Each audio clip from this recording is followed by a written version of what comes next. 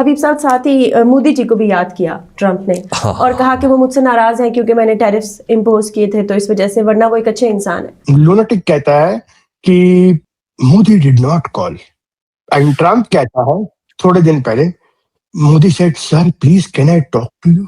India ने एक plan बनाया है MD50। हाँ। मोदी साहब भी उसी तरह से हैं, गुजराती हैं, वो चुपचाप धंधा करना जानते हैं। ट्रंप ने ये भी शिकवा किया कि देखो मतलब नोबेल पीस प्राइज के लिए मुझे भी नामजद किया जा सकता था, मैंने 8 जंगें रुकवाई लेकिन मुझे नेटो के ही एक एलाय ने नामजद भी नहीं किया। और उन्हें अभी तक इस चीज का शिकवा तो है। मेरा ख्याल है कि ये सबसे महंगा नोबेल प्राइज है। MD50 करके एक प्लान बनाया गया है जिसमें 50 ऐसे देशों को आइडेंटिफाई किया गया है और उनके साथ फ्री ट्रेड एग्रीमेंट धड़ाधन किया जा रहा है। अब ऐसा क्या हुआ कि डोनाल्ड ट्रंप जी भड़क गए फिर दोबारा? भड़के इसलिए India one after other FTA sign करता जा रहा है, यूके से, ओमान से, न्यूजीलैंड से। Modi is Modi doesn't listen to even super powers because we are becoming super power. हम खुद सुपर पावर हैं तो हम क्यों माने भाई किसी को? इस चक्कर के अंदर उसने जब एक्नॉलेज भी नहीं किया, ये सारी चीजें चुपचाप की जा रही हैं। अमेरिका इसीलिए बिलबिला गया है। ट्रंप की तरफ से एक बयान चलना कि जी अब मैक्सिको पे भी मैंने हमला करना है। अरे तुम 1.4 बिलियन लोग हो, 140 करोड़ लोग हो आप, और डरते हो? अगर लाइन लगा के भी खड़े हो जाओ तो अमेरिका आपका कुछ नहीं बिगाड़ सकता है। Donald Trump did not want anything less than acknowledgement. वो बल्कि इंडिया का खत चाहते नहीं ना। नमस्कार दोस्तों, पावर बहुत अच्छी चीज होती है अगर उसका इस्तेमाल सही से किया जाए। डोनाल्ड ट्रंप इस वक्त पावर और फेम के नशे में इतना पागल हो चुका है कि अब दुनिया में वर्ल्ड वॉर जैसी सिचुएशन बन रही है। दोस्तों, कहा जाता है कि जब इंसान की उम्र 80 से ज्यादा हो जाती है तो वो वापस बच्चा बन जाता है, और डोनाल्ड ट्रंप इस चीज का जीता जागता एग्जाम्पल है। एक नोबेल प्राइज के चक्कर में ट्रंप पूरे विश्व को अशांति की ओर धकेल रहा है। दोस्तों, ट्रंप इस वक्त भारत पर इतना ज्यादा टैरिफ इसलिए इंपोज कर रहा है क्योंकि हमारा देश उसके सामने झुक नहीं रहा। जी हां दोस्तों, ट्रंप भारत के एग्रीकल्चर सेक्टर में घुसना चाहता था, लेकिन भारत ने बोला नो। ट्रंप भारत से क्रेडिट लेना चाहता है मई में हुए पाकिस्तान के साथ एक छोटी सी झड़प को रुकवाने का, लेकिन तब भी भारत ने कहा नो। भारत का यही स्वाभिमान ट्रंप को पसंद नहीं आ रहा, इसलिए ये छोटा बच्चा भारत पर टैरिफ पे टैरिफ लगाने की बातें कर रहा है। इसी टॉपिक पर चलिए आगे इस वीडियो को देखते हैं। चैनल को सब्सक्राइब और वीडियो को लाइक करना न भूलें। जय हिंद। मोदी जी और गवर्नमेंट आखिर क्यों बिल्कुल मम है, खामोश है?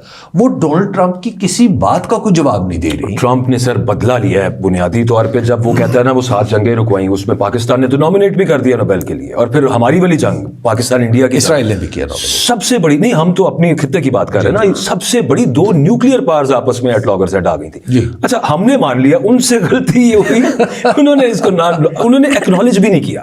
अच्छा, एक्नॉलेज कर लेते तो कम से कम जो डोमेस्टिक बयानी है वो भी ठीक रहता और वो ये रहना था। लेकिन वहां पे चूंकि शो ऑफ करना था कि Modi doesn't listen to even super powers because we are becoming super power. हम खुद सुपर पावर हैं तो हम क्यों माने भाई किसी को? इस चक्कर के अंदर उसने जब एक्नॉलेज भी नहीं किया तो डोनाल्ड ट्रंप ने वो जो डोमेस्टिक नैरेटिव बनाया हुआ था ना, उसमें भी ठा करके थोड़ा मारा है कि ए लो।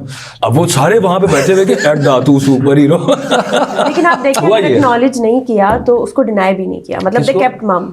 तो वो नहीं, Donald Trump did not want anything less than acknowledgement. वो बल्कि इंडिया का खत चाहते हैं ना, वो इंडिया का खत चाहते हैं कि thank you very much mister Trump, आपने जंग रोकी। अच्छा, वो इस तरह का खत चाहते हैं। अच्छा, on the other hand India का प्रॉब्लम ये है कि अगर वो एक दफा ये मान जाए कि किसी तीसरे मुल्क ने पाकिस्तान और इंडिया के दरमियान इंटरवीन किया था या कोई सालसी की थी, तो साथ ही उसको कश्मीर पे भी डोनाल्ड ट्रंप की ऑफर माननी पड़ेगी। क्योंकि डोनाल्ड ट्रंप साहब, आपको याद है इमरान खान जब उनसे मिलने गए थे तो उस वक्त उन्होंने वाजे कह दिया था मैं तो कश्मीर पे सालसी के लिए, और इंडिया ने कहा था कि हम इसको बायपार्टिजन समझते हैं। जी, तीसरा कोई। अच्छा, अब अगर पाकिस्तान और इंडिया के दरमियान, और फिर इंडिया की एक स्टेटेड पॉलिसी भी है कि हम नहीं चाहते कि हमारे किसी भी दो मुल्कों के मामले में बीच में कोई आए। इसके लिए तो उनकी एक हिस्ट्री है ना, नॉन अलाइन मूवमेंट की, पंडित नेहरू जी की, कि उनकी एक बनाई हुई खारजा पॉलिसी है, वो एक पूरे का पूरा फ्रेमवर्क है। अगर आज आप उसको तोड़ते हैं तो कल तो आप 10 चीजें आपके साथ आपके सामने आ जाएंगी। हुआ था उसमें भी तो यही डिसाइड हुआ था कि 2 states they will resolve their conflicts bilaterally। जी, तो वो चीज अभी तक इंडिया उसको ही इंडोर्स कर। लेकिन अगर आप एक दफा मान जाते हैं कि इंटरवेंशन हुई थी, तो फिर शिमला अकॉर्ड पे तो आप कहेंगे शिमला अकॉर्ड पीछे करें जनाब, आप आ जाएं, तीसरा फ्रीक आ जाएगा। इंडिया ने भी लक्ष्य बनाया हुआ है कि जो हमारा 18% का जो डेफिसिट था अमेरिका के बाहर निकलने से, वो मैं कहां से लूंगा, और उसके लिए उसने पहली जो सीढ़ी थी वो पार कर ली है, दूसरी सीढ़ी भी पार कर ली है। इंडिया ने एक प्लान बनाया है MD50। मोदी साहब भी उसी तरह से हैं, गुजराती हैं, वो चुपचाप धंधा करना जानते हैं, वो भले ही वो नौटंकी निकाले उनकी। MD50 करके एक प्लान बनाया गया है जिसमें 50 ऐसे देशों को आइडेंटिफाई किया गया है जो नॉन अलाइंड है किसी भी साइड से, और उनके साथ फ्री ट्रेड एग्रीमेंट धड़ाधन किया जा रहा है। इसमें जो अभी फाइनल स्टेज रह गई है, अब जैसे यूके से हो गया, न्यूजीलैंड से हो गया, ऑस्ट्रेलिया से हो गया, इस तरह से कई देशों से, ओमान से हो गया है, और कई देशों से बातचीत चल रही है। यूएई वगैरह में तो उनका हमारा यूपीआई वैसे ही चलता है, ऐसा लगता है कि अब इंडिया में ही हो। अब आखिरी इसमें स्टेज है जो सबसे बड़ा मार्केट है यूएस के बाद, वो है EU। EU को आप खाली एक देश की तरह मत देखो, EU को अगर कंबाइन करके देखोगे, बोलते हैं कुछ 800 बिलियन का कुछ टारगेट है, एग्जैक्ट मुझे पता नहीं है।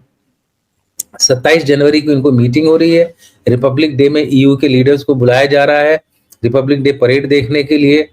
ये सारी चीजें चुपचाप की जा रही हैं।